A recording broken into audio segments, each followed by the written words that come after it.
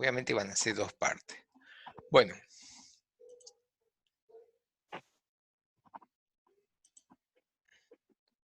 Ahí estamos. Bueno, entonces el tema de hoy va a ser componentes pasivos en corriente alterna. Ese es el tema concreto, componentes pasivos en corriente alterna. Hasta ahora hemos visto componentes pasivos en corriente continua, hemos visto componentes pasivos en régimen transitorio y hemos visto componentes pasivos solamente a nivel de reactancia. Hemos visto componentes pasivos en corriente alterna, pero no hemos visto en el régimen permanente de corriente alterna todo el funcionamiento que tienen los componentes pasivos. Entonces, ahora vamos a ver justamente eso, el comportamiento de los componentes pasivos en corriente alterna. ¿Cuáles son los temas que vamos a ver? Primero, obviamente, la ley de Ohm en corriente alterna. Después vamos a ver el concepto de impedancia, que ya alguna vez lo hemos mencionado. Vamos a ver qué son y qué diferencia tienen entre ellos los vectores y los fasores. Obviamente vamos a hacer para algunos un repaso y para otros será una introducción y un conocimiento de los números complejos. Vamos a ver cómo se comporta efectivamente el inductor en corriente alterna. Vamos a ver cómo se comporta el capacitor en corriente alterna. Vamos a luego hacer una primera asociación, que es el circuito RLC serie, que es el circuito básico en donde se asocian los tres componentes pasivos en corriente alterna. Luego vamos a analizar el circuito en paralelo, RLC. Para ello vamos a definir lo que es la admitancia. Esto nos va a llevar a analizar el concepto de resonancia. Luego vamos a analizar cómo se comporta la potencia en corriente alterna. Y por último, nos vamos a adentrar a lo que es la compensación del factor de potencia. Y con eso vamos a ver todo un gran esquema de lo que es el comportamiento de los componentes pasivos en corriente alterna. Y al último, perdón, vamos a ver filtros pasivos, como último tema que vamos a ver en componentes. Bien, lo primero que vamos a tener, sí, perdón. No, profe, perdón. Bien, en corriente alterna, al utilizar bobinas y capacitores van a aparecer fenómenos nuevos. O sea, vamos a llamar a la resistencia, que era única, la vamos a llamar la resistencia óhmica, porque la resistencia va a tener un comportamiento, según la ley de Ohm, como una resistencia óhmica pura, y que nos va a servir para limitar la corriente, aún cuando tengamos un circuito de corriente alterna.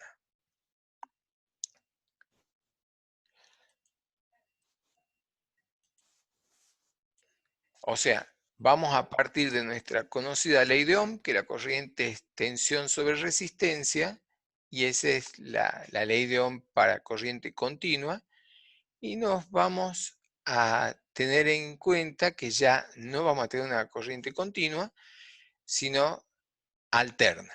Ya no estamos diciendo solamente variable, sino alterna. Y por supuesto en alterna va a ser la ecuación de la tensión instantánea, que como norma va a ser B máxima por seno de omega t más un beta.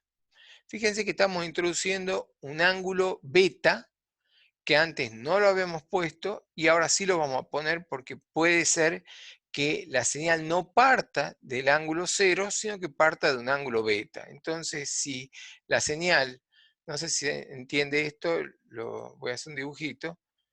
O sea, si mi señal, siendo esto, los ejes, esta es una señal senoidal que parte de un ángulo beta igual a 0. Pero podría ser que no parta de beta igual a 0 y que parta de un ángulo beta igual a un determinado valor. Entonces, este ángulo de desfasaje entre el 0 va a ser el ángulo beta. Y ya vamos a ver que tiene mucho que ver. ¿Hay alguna duda de esto último? Bien. Entonces, la tensión ahora va a ser una tensión instantánea, B máxima por seno omega t más beta, y por otra parte, la resistencia pura ahora va a dar paso a otra forma de nombrarla que se llama la impedancia, que la nombramos con la letra Z. Entonces ahí vamos a tener nuestra nueva ley de Ohm, que es la ley de Ohm para corriente alterna.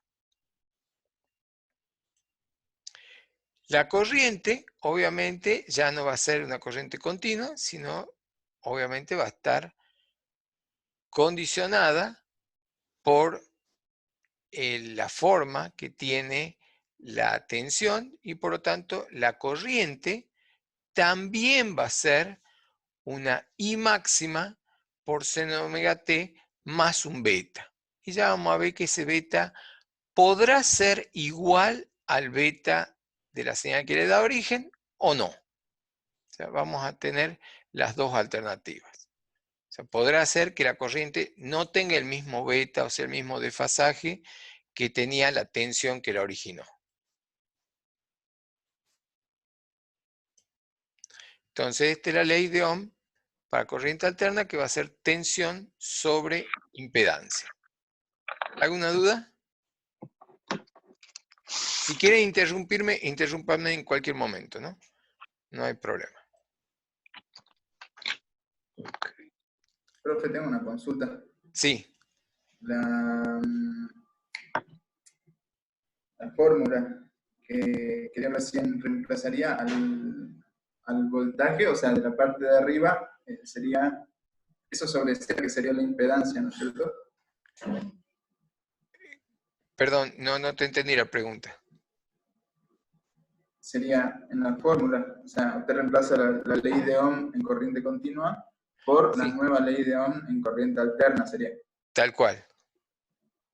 Bien, eso quería saber. Si Claro, el voltaje está reemplazado por esa fórmula sí, y bueno, la resistencia por Z, que sería impedancia. exactamente. Por eso reemplazamos la tensión continua por una forma de tensión alterna y la resistencia queda reemplazada por la impedancia. Sí, Bien. bien. Esta impedancia, que fue la que reemplazó a la resistencia, es el equivalente de la resistencia, pero en corriente alterna, donde van a estar involucradas dos partes en esto: las reactancias y la resistencia pura. Las reactancias son las que hemos visto, que son las resistencias que le provocan los capacitores y los inductores a la corriente alterna. Por lo tanto la impedancia, las resistencias puras y las reactancias que estamos incorporando se van a seguir midiendo en la unidad de ohms. En corriente alterna, obviamente no solamente vamos a tener resistencias puras, sino lo que hemos mencionado, las reactancias de los inductores y los capacitores. Por lo tanto, tendremos resistencias puras, vamos a tener capacitores, vamos a tener inductores y por lo tanto vamos a tener reactancia inductiva y reactancia capacitiva. Esos son los componentes que va a tener la impedancia. Por lo tanto, la impedancia va a ser la suma de los componentes resistivos y los componentes reactivos.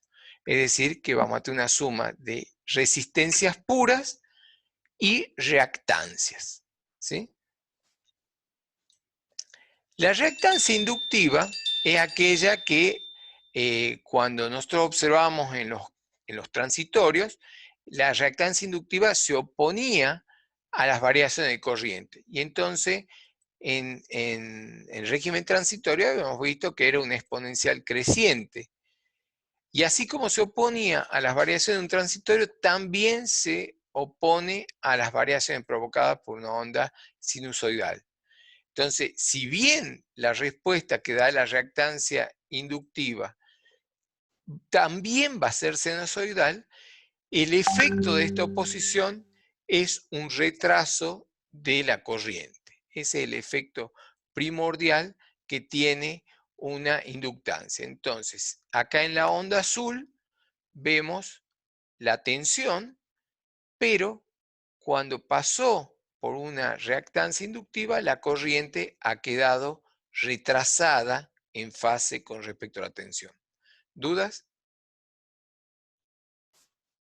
¿Todavía no?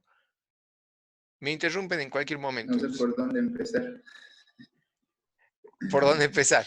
Bueno, Siga, a ver, vamos. el efecto que tiene Vamos la bien. reactancia inductiva es retrasarla la corriente. Ese es el efecto fundamental que tiene la reactancia inductiva. Ahora sí, plantéame, Leandro, tus dudas.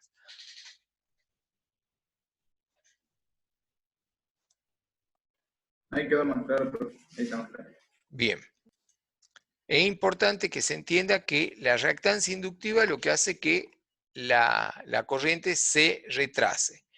Esta oposición que se manifiesta en un retraso de la corriente con respecto a la tensión puede verse como una oposición al flujo de corriente de una resistencia que se llama reactancia inductiva y que la nombramos como XL.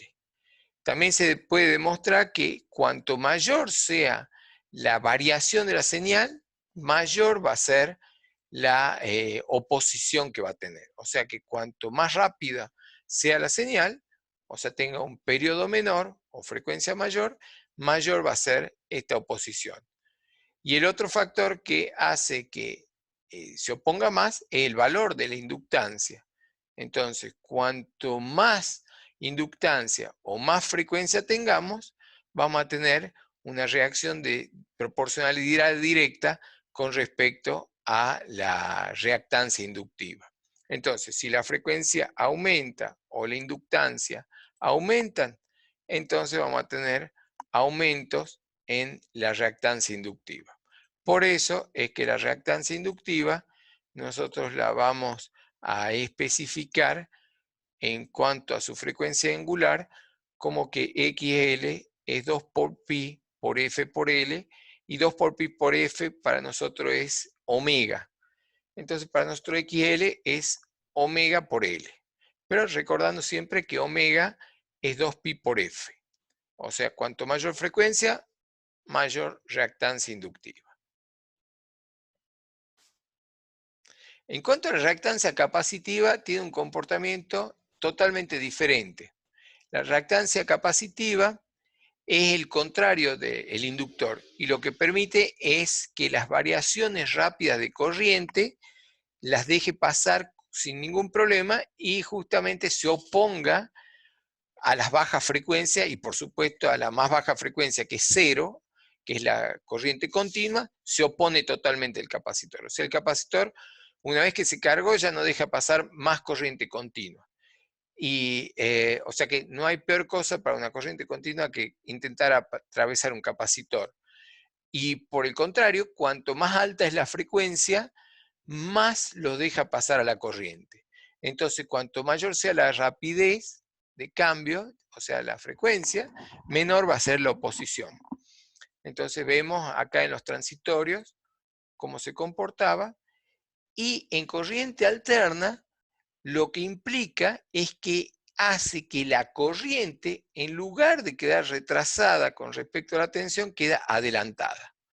Entonces, acá vemos en rojo está la tensión y la corriente, fíjense que empezó antes. Cuando la tensión que está en rojo recién comienza, la corriente ya comenzó.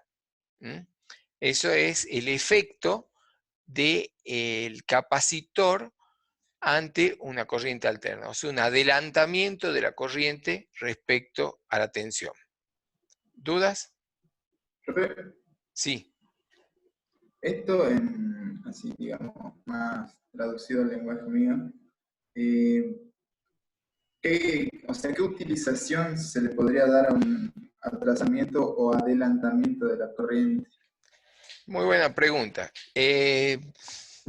Utilización, así, que nos beneficie un adelantamiento de la corriente o un retraso de la corriente, son pocas. O sea, es un efecto que, no sé, no me acuerdo de una aplicación en donde busquemos específicamente, que las hay, pero no me acuerdo en este momento una aplicación así de las típicas en donde se busque adelantar la corriente con respecto a la tensión. Es un efecto que se lo va a aprovechar para el efecto indeseable que aparece de que la corriente quede retrasada con respecto a la tensión en los circuitos. O sea, a ver, yo me voy adelantando un poquito, pero en función de la pregunta que hizo Leandro. Cuando nosotros tenemos un circuito en alterna donde tenemos un motor, el motor es una inductancia. Por lo tanto, al ser una inductancia, lo que va a producir es que la corriente quede atrasada con respecto a la tensión.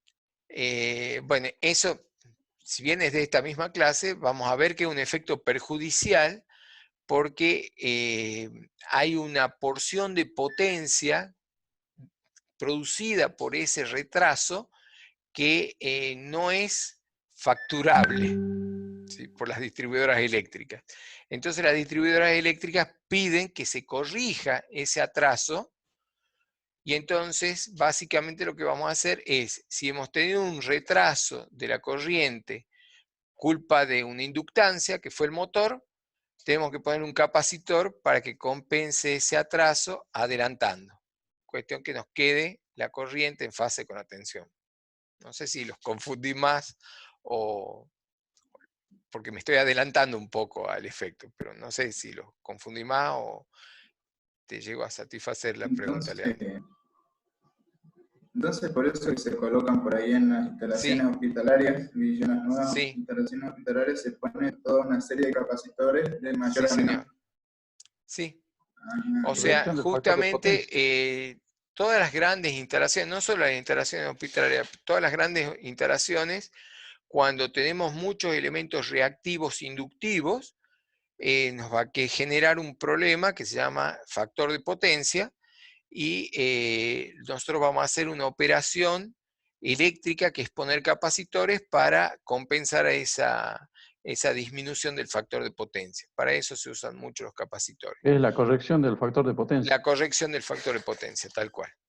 Que se ponen capacitores en una instalación justamente para compensar a los inductores que son en general más habituales en las instalaciones porque es más común tener un motor en una instalación.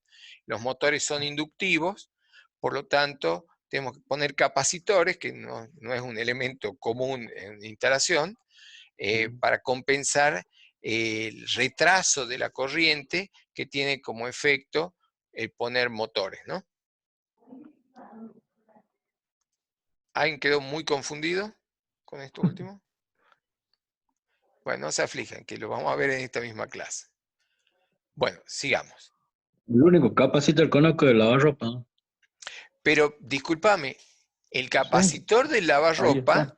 Es está justo. ahí. Está Justamente se justo. le pone al motor, Exactamente. se le pone un capacitor en paralelo justamente para dos cosas, ¿no? Tiene Ujú.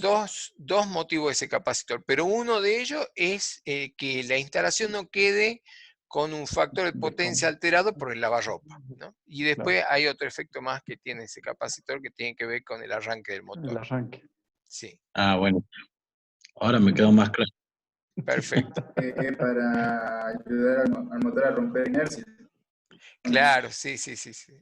Justamente, hay un efecto que tiene el capacitor en el arranque del motor que tiene Claro, que que la ver descarga. en el arranque, ¿no? Tiene que ver ese Ujú. efecto. Y sí lo vamos a usar eso. Bien, sigamos. Uy, Entonces, también va a haber una reactancia capacitivo, y cuando hablamos de reactancia capacitiva, estamos hablando ya de la inversa de la reactancia, ¿no? En general se la trata como una admitancia, ya lo vamos a ver al tema. Pero en general, cuanto mayor sea la velocidad de cambio de la señal, vamos a tener mayor frecuencia, y esto disminuye la reactancia capacitiva. Y otro factor que disminuye la reactancia capacitiva, obviamente, es el valor de la capacidad. Entonces, van a ser inversamente proporcionales la capacidad y la frecuencia respecto a la reactancia capacitiva, y por lo tanto, cuando aumenta la frecuencia o la capacidad, va a disminuir la reactancia capacitiva. Y entonces lo vamos a expresar en una sola ecuación, que XC es 1 sobre 2pi FC, o sea, A1 sobre omega C. Es decir, la reactancia capacitiva se comporta exactamente a la inversa que la reactancia inductiva.